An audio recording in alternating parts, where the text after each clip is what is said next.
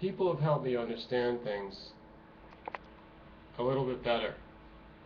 And I had a fairly good grasp of the United States history and the basis of it all.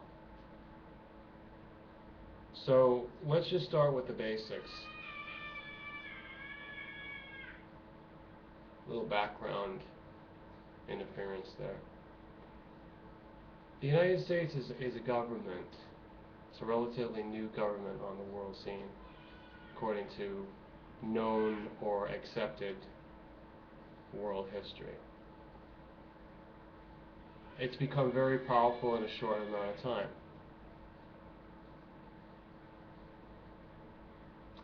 Where did it begin?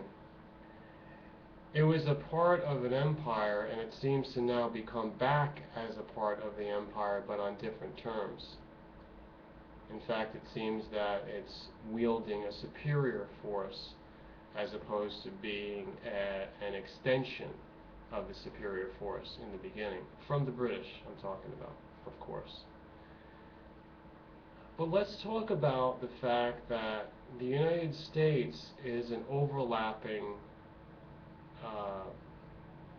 call it a consciousness or an idea or a set of principles and rules that people follow and pretend like they're real.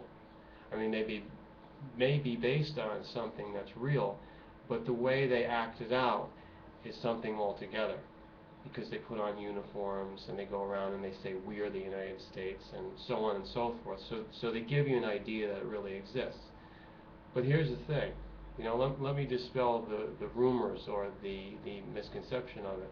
The United States of America ultimately does not exist, folks. And I can say that about any government. Okay? It's just what you do for work. You punch in and you punch out. That's how it should be. The fact that they're trying to do something else and push that idea, that lie on everybody, it's a big problem. So what I'm going to tell you is that it's an overlay on reality. Okay? The true reality, which I swear to the highest consciousness, and as I deliver it to you, message from the messenger. Life exists regardless of government or not. In fact, it's a little bit less than a necessary evil. That's actually pumping it up a little bit too much. Government's about the money, but we'll get to that later. In fact, I've done that in a lot of other videos. What I want to talk about right now, the reality is that we live, and our government, like the thing that governs us, is who put us here. And we've always got to be connected to that.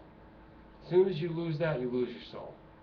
It's guaranteed. You could see it in a day, or you could see it in a few years, but you're done. You've got to maintain your connection to where you came from.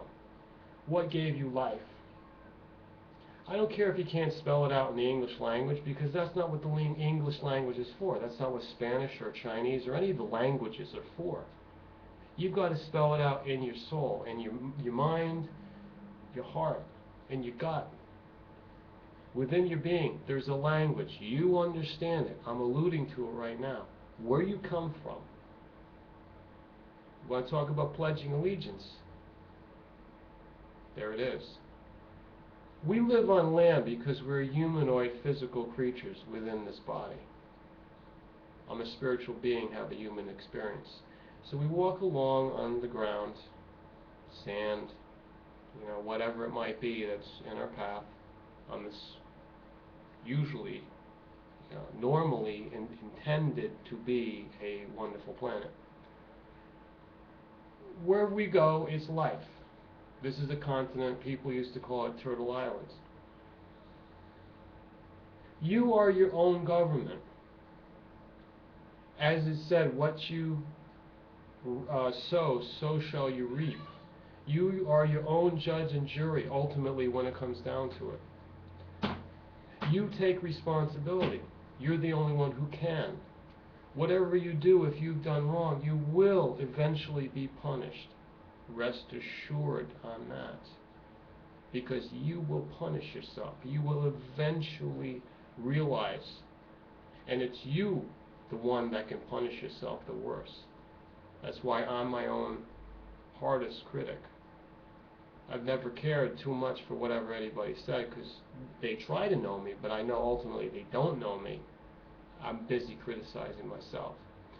So when you walk around on this land here, you be your own government. You are the governor of whatever you do. You're going to judge it. The longer you put off, the more you're going to suffer.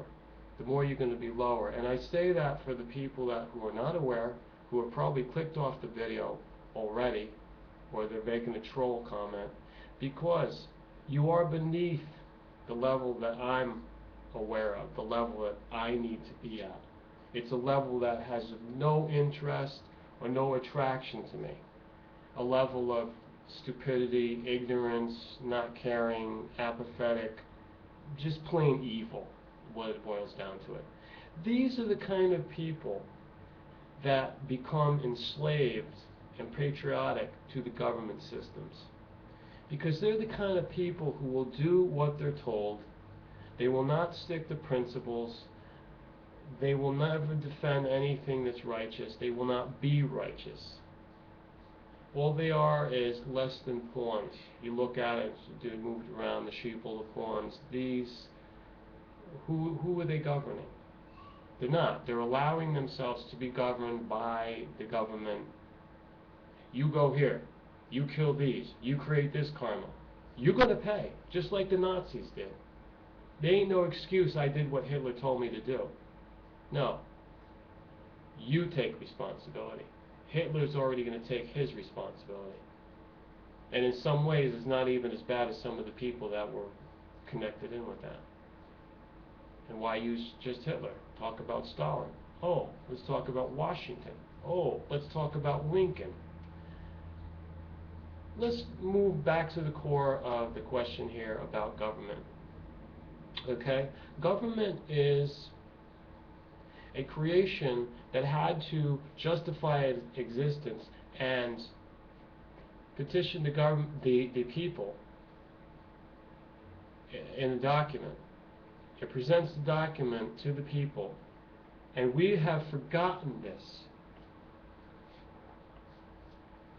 I want to tell you something so shocking, it's the bottom line. What do you think is the most powerful force in the world in front of you? You as an individual, and a collective group of these individuals, or the government? People that are only doing it because they're working, they've been hired, they've been appointed, they've been finagled their way into that real false, ridiculous, flawed system. What do you think is more powerful? What do you think is supposed to be more powerful? What do you think that even the government knows from the get-go in their documents, the Declaration of Independence, the Articles of Confederacy, and then unto the United States Constitution itself, whereas we forget the previous documents, but we shouldn't. But what does it say in there itself? That it will respect the power of the people. That is a group of individuals who are on the land here, or there, wherever the case may be. But what has happened, which we have ample evidence for, and the evil thereof, is this tyranny that they've turned the world upside down, topsy-turvy, and it has to be turned back around again. They have made it upside down where the government is the more powerful. Those in government right now, and those are the sheeple, who are not their own governors, but they are just merely the pitiful servants of the government, will hear this and say, the guy is wrong, no, we can't do that, does not compute, be our brainwashed otherwise. Get lost. I just told you the truth. And unless you can process it and accept it from now on, then there ain't no need for you. You're going to go the way of the dinosaur. Because what has to happen is for us to follow the truth. The great revolution is coming right now, and the only revolution that's really worth it is in the United States and across the board of the entire world, is to come to this conclusion that a group of individuals, but under benevolent leadership, should be putting these governments in their place. How it's going to happen, that's another thing. I'm not really going to go into that right now. But I'm explaining to you the reality, and therefore something that must be done about it. Things are out of order. The government, which is known as the United States of America, has documents. The documents are exactly a rule book of instructions on how they, in the government, who choose to be in there, who get into that government for whatever reasons, whatever process they have, but they must follow those rules. And within that, that's a context that they talk about the people as having inalienable rights, as having life, liberty, the pursuit of happiness, all these great things that are way far beyond government. So let me give you an example. Okay? Unless there's a major investigation that is already previously established, nobody has a right to come to me or any one of you free individuals, spiritual beings having a human experience on this land or anywhere in the world. I'm talking Russia, China. I don't give a damn. It's all basically the same. There's not much of a difference to it. But when you're walking around, nobody, under the guise of law,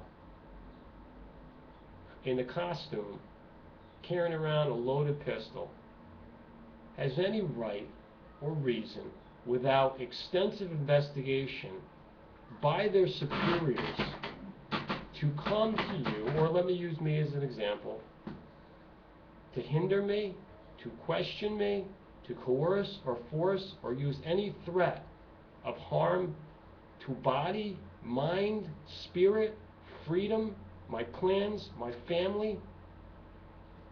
They have no right. They have no reason. They need to compile it. It needs to be on the record for the people to see and approve and condone before they even approach me. Warrant by a judge? That's not even good enough. You know what? With a bunch of judges that are competent, that would be okay. But you look at the court system right now, the judicial, the higher up you go, there's a lot of question as to how corrupt they are. The Congress is completely corrupt. It has, what, less than 10% approval rating at this point? That's a joke. And these are just the people that are starting to wake up, telling them 1 out of 10 people is accepting the Congress. 9 out of 10 say that they should get out. There's a website and there's a movement right now called, what is it, Kick the Bums Out? All the bums out. Get them out of the Congress. Get them out of the White House. Get them out of the cabinet. Get them out of all the agencies. Kick them out. They should be without a job. They should be back on their knees. They should be just the regular people. Then we'll deal with them. I'll deal with you people to people. And if you can't be a person the way I've just described what it is, I'm sorry, the term person is a little bit sketchy, okay? It's not a person. It's a being.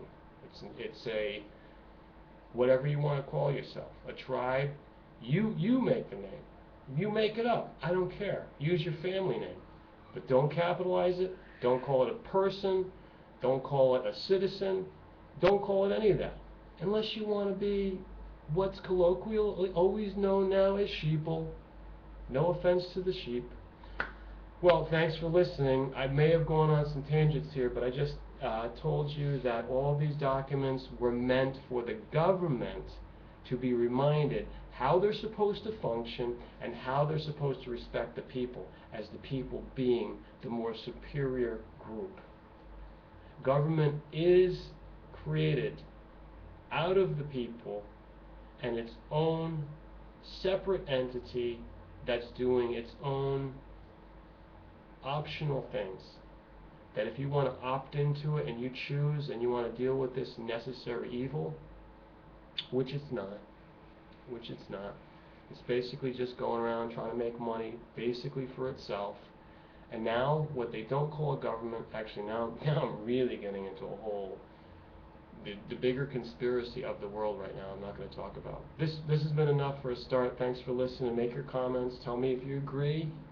Tell me if you really understand it, or tell me, did I miss something, and explain the way the relationship is and the different levels of reality. Let me know, and we'll discuss it further. Share this with all your friends, favorite it to your playlist, thumbs up, and make sure you subscribe.